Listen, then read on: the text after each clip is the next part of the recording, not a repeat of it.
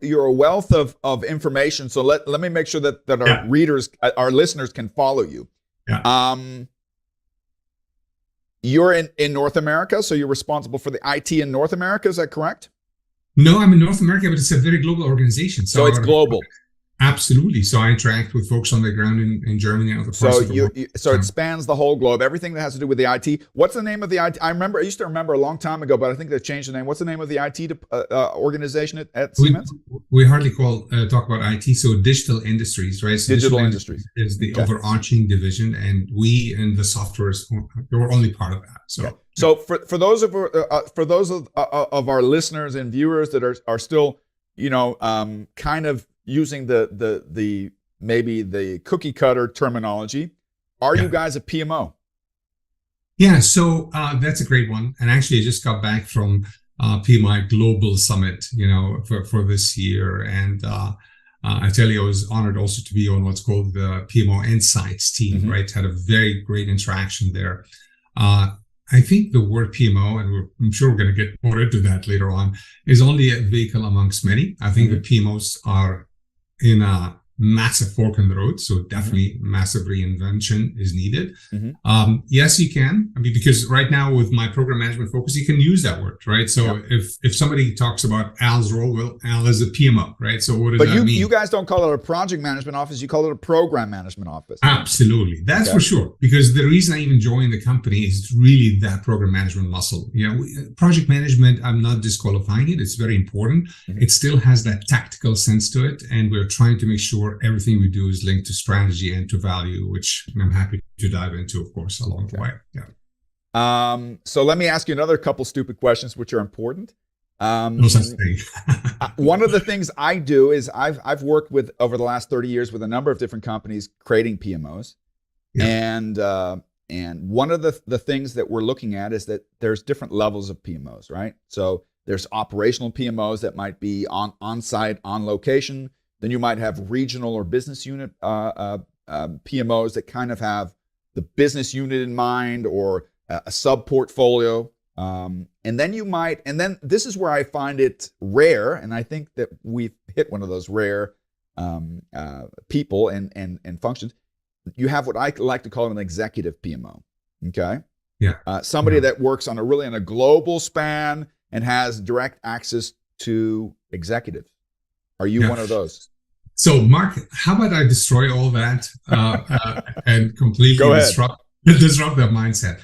So I am not in disagreement with anything you've said. The one thing, the and here, is that I'm a firm believer of the three letters FIT, right? So fit, right? So to me, the challenge PMOs have had over the years was exactly along the lines of the labeling exercise. Yeah.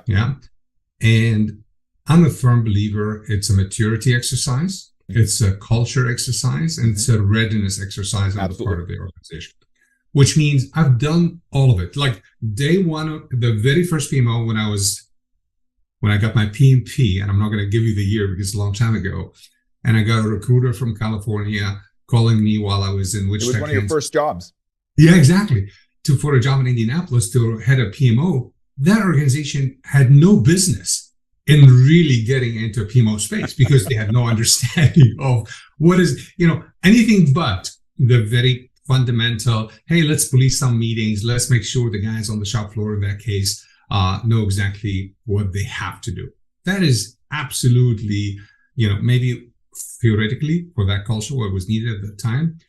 But I learned from that lesson by truly focusing on what not to do, which is absolutely missing the beat in terms of what the stakeholders are ready for and what they need.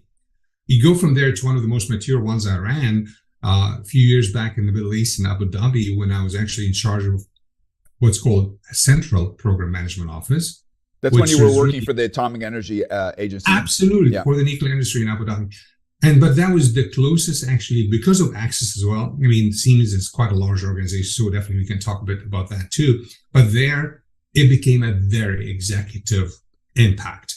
You talk about disrupting how a board of director operates, where their entire way of operating is governing around what the EPMO, if we want to call it that at that time, is driving upwards in terms of key strategic risks for the organization, in terms of changing the dialogue in the boardroom, in terms of really digitizing exactly the linkages between the ins and out of every single risk, activity, initiative to the specific goals of the organization, to the ultimate outcome. So the ideal case scenario, right, of truly having your dream come true, let's call it, in terms of making sure the organization is well connected, very much project, program, portfolio driven, which is your passion and mine as PM Cowboy, let's call it. Yeah. Can I throw something in? I'm gonna throw in a sentiment. I mean, you and I are old diehard PMI associates. You at a much more regional and also an executive level. I was more on a local and European level. I think we're all well of the landscape of certifications and standards. One of the things that I always bemused when I look at the standards of PMI, and I'm a great fan of them, is the PMBOK keeps growing every 5 years, right? I think we're close to 3 different books and 1,000 pages or something like that. But if you look at the standard for program management and portfolio management, and you see how it is not increased in the last couple decades, my question is, are people missing the boat here? I mean, I like what you said beforehand, where you're not distancing yourself from projects, but you say I think what you addressed when you talked about how programs are more important, and your book kind of goes into this, is one of the biggest problems that projects have is that they have a beginning and an end, right? Yeah. But the strategic initiative has a much longer life cycle. You spent a whole chapter on life cycles in your book, right?